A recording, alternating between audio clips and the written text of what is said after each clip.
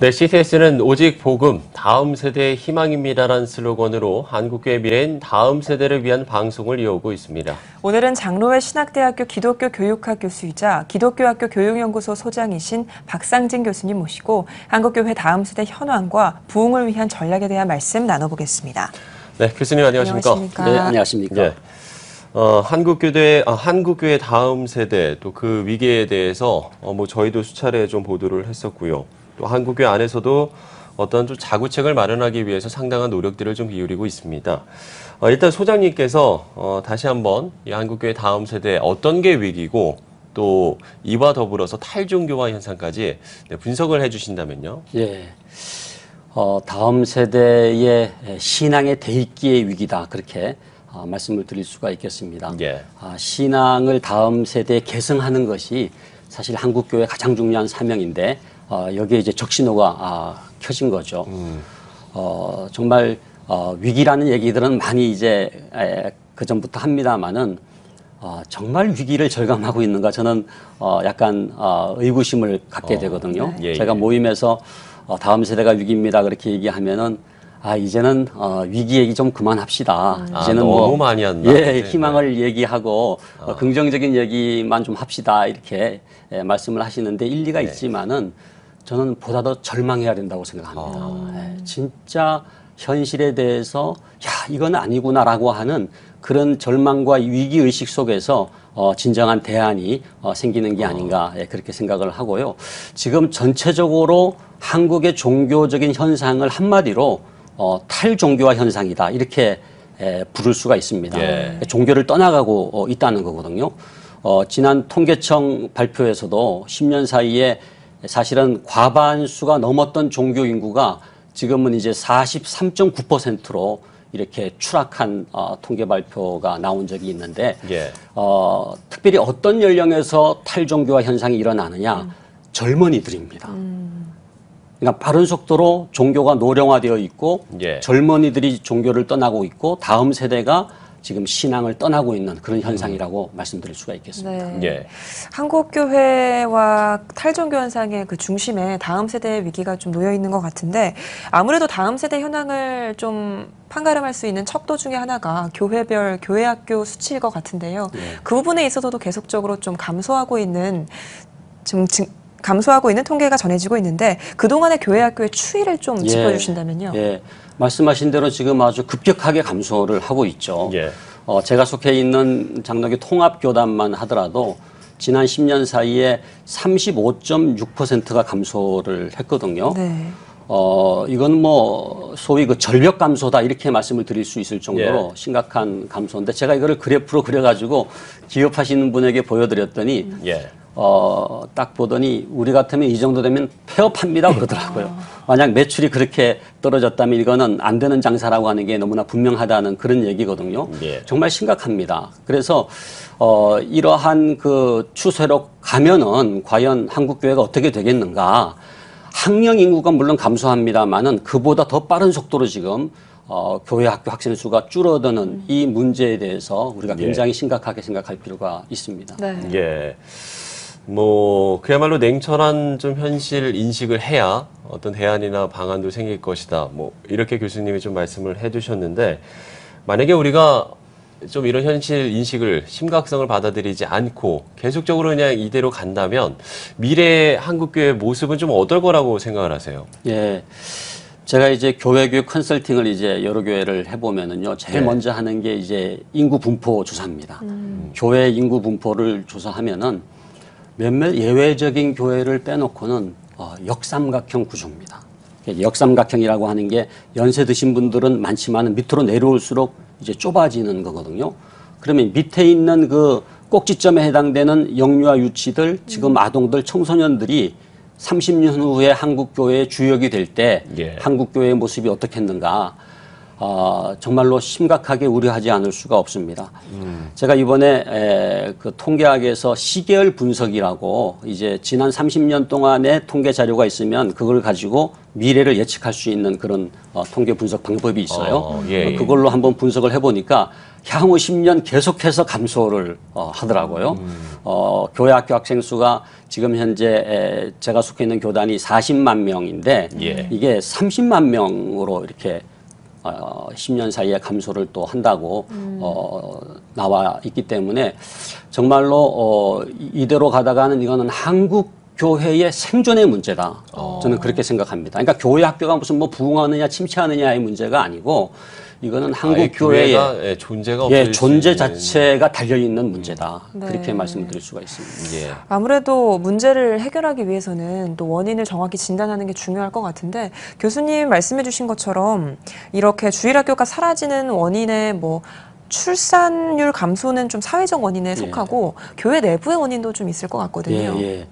말씀하신 대로 사실은 진단이 굉장히 중요하거든요. 그렇죠. 원인을 정확하게 진단해야 정확한 처방과 대안이 나올 수가 있는데 제가 이제 교회 학교 위기 유발 요인 분석 연구라고 하는 걸 했어요. 네. 그래서 교회 학교 위기를 유발하는 요인들이 뭐가 있겠느냐 그 각각을 측정할 수 있는 도구를 개발해서 전국적으로 이제 조사를 해서 통계를 분석을 해보니까 첫 번째 교회 학교 위기 유발 요인이 부모였습니다.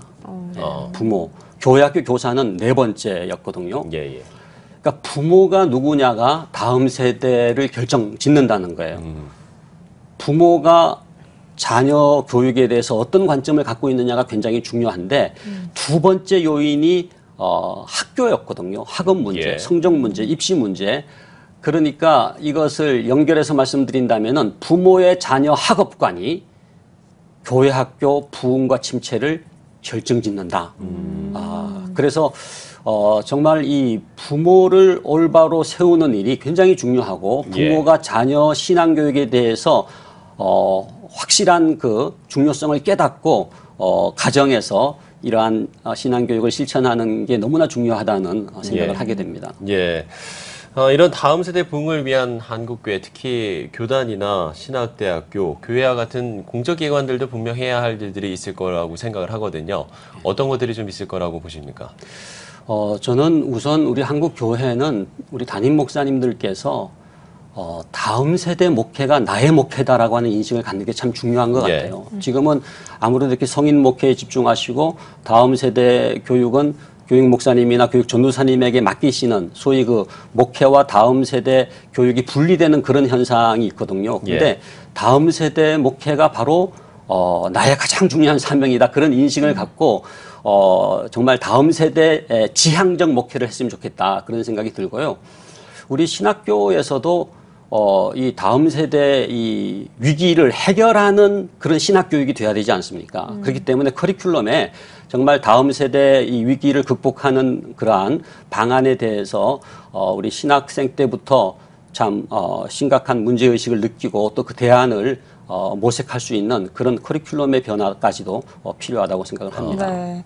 말씀해 주신 것처럼 기관들의 좀 노력도 필요하지만 교수님께서 분석하신 그 원인들 중에 해당되는 뭐 부모나 교사들의 노력도 함께 병행돼야 될 것 같거든요. 그래서 어떤 노력들이 좀 같이 가면 좋을까요? 지금 사실은 우리가 1대 168 그런 얘기 하거든요.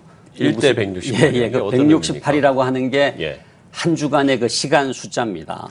그러니까 한 시간 가지고는 안 된다는 거예요. 그러니까 주일학교 주일 아침에 하는 예배 한 시간. 예배 한 시간 그걸로는 안 된다. 분반 공부도 제가 조사해 보니까 우리나라 교회학교의 평균 분반 공부 시간이 11분에서 15분이더라고요.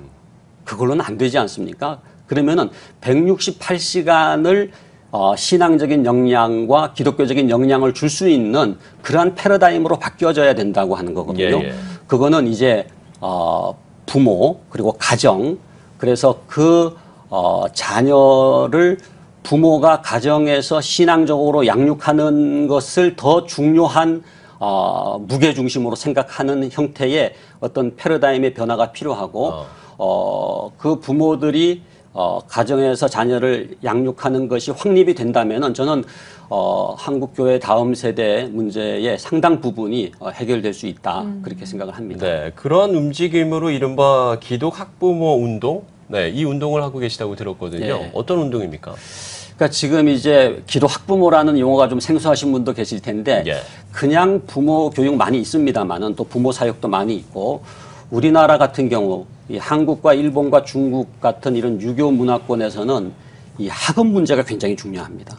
그렇죠. 그러니까 외국에서 아무리 좋은 프로그램을 한국으로 가지고 와도 이 학업 문제, 입시 문제, 성적 문제에 대해서 기독교적 관점을 확립시켜 주지 않으면은 결국은 수포로 돌아가거든요. 그래서 우리가 기독 학부모 운동을 하는 것은 이 학업 문제도 우리가 신앙적으로 그 아이들을 양육해야 되겠다. 그래서 소위 그 교회와 가정이 연계되는 것만이 아니라 예. 교회와 가정과 학교, 학업까지도 연계되는 소위 이런 삼위일체 교육을 하는 그런 운동이거든요. 그래서 교회 다니는 부모는 많지만은 진정한 의미에서의 기도 학부모 별로 찾기가 어렵거든요.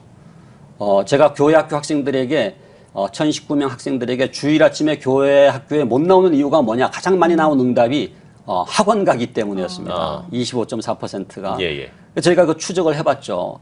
그 엄마가 그 아이를 이제 교회 나가지 말고 학원을 이제 보낸 건데 집사님들이시더라고요. 그래서 야 이거는 아니다. 정말 이들에게 두 번째 거듭남이 필요하다. 내가 교회 나가고 예수님 믿는 거가 첫 번째 거듭남이라면은 예.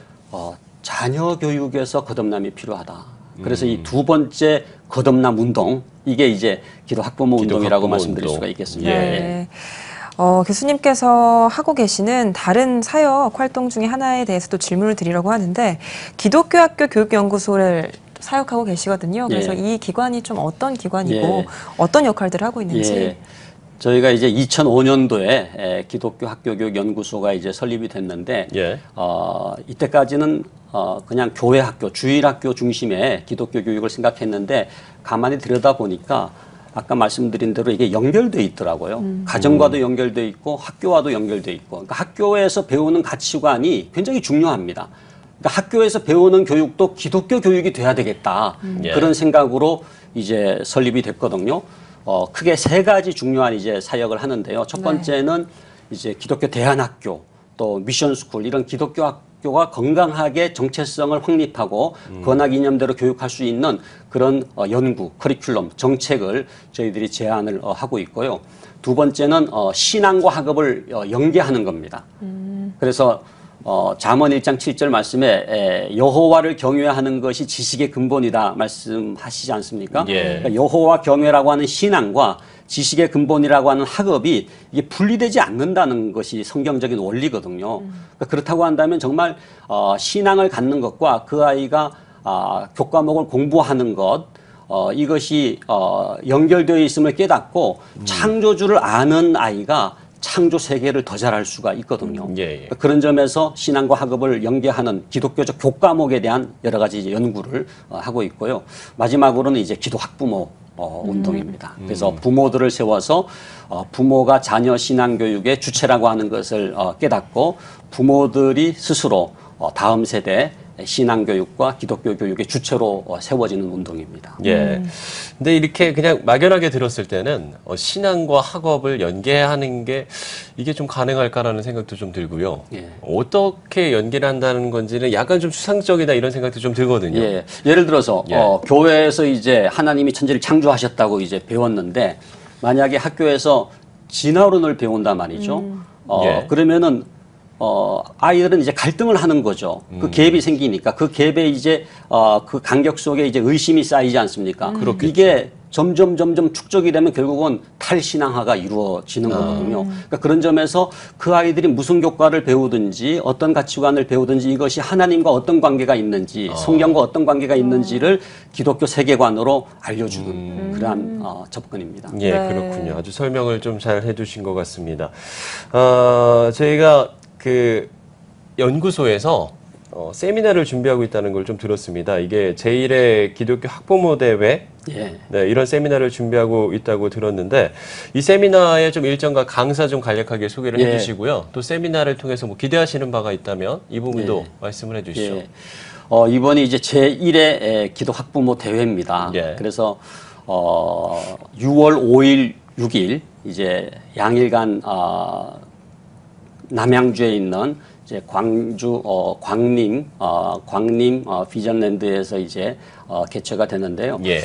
정말 우리 한국 교회의 이제 부모님들 또 기독교 학교나 또 홈스쿨링이나 기독교 대안학교의 또 부모님들 같이 모여서 정말 기독 학부모로서의 정체성을 깨닫고 우리의 사명을 다시 재확인하고 그리고 이 땅에 이제 기도 학부모 운동이 시작되는 굉장히 중요한 의미를 갖고 있습니다. 예, 예. 그래서 지금 이제 주강사님으로는 그 김효샘 목사님 원천 침례교회 담임을 하시고 삶으로 가르치는 것만 남는다 그 책을 쓰신 그 목사님과 이제 제가 이제 그 주강사 역할을 하고요. 예. 그리고 이제 3인 3색이라 그래서 세 분의 이제 또 강사님이 오시는데 방성기 목사님 그리고 사교육 걱정 없는 세상의 송인수 대표님 그리고 그 악동 뮤지션 그 엄마죠. 수연이 찬혁이 그 엄마 주세희 선교사님 이렇게 오셔서 예, 예. 또 이제 강의를 해주시고 같이 토론을 하고요. 그리고 이제 뭐 진로 문제라든지 또 자녀 대화 문제, 상담 문제, 그리고 또 학업과 신앙을 연계하는 거 다양한 이제 이 선택식 워크숍과 프로그램이 있고 가장 중요한 시간은 마지막에 이제 지역별 모임을 갖습니다. 이번에 제주도에서도 오고 전국에서 오시거든요. 그러면은 예, 예. 이번 대회가 끝나면은 지역별로 기도 학부모 모임이 타동되고 우리나라의 본격적인 이제 기도 학부모 운동이 시작되는 그 출발점이라고 보시면 되겠습니다. 네. 네, 교수님 마지막으로 다음 세대를 또 다시 한번 일으키는데 동참할 수 있도록 한국교회에게 뭐 동료의 메시지 전해주시고 또 교수님의 기도 제목도 함께 나눠주시면 좋을 것 같습니다. 예. 저는 지금 우리 한국 교회가 이 자녀 교육에 있어서 이 세속적인 어떤 이데올로기와의 지금 싸움을 하고 있다고 생각해요. 예. 우리는 그 아이가 교회에 나오니까 그냥 기독교인이라고만 생각하는데 그게 아니라 그 아이가 지금 이 학업과 성적 문제, 입시 문제 이것으로 인해서 이런 어떤 세속적인 가치관에 또 굉장히 영향을 받고 있거든요.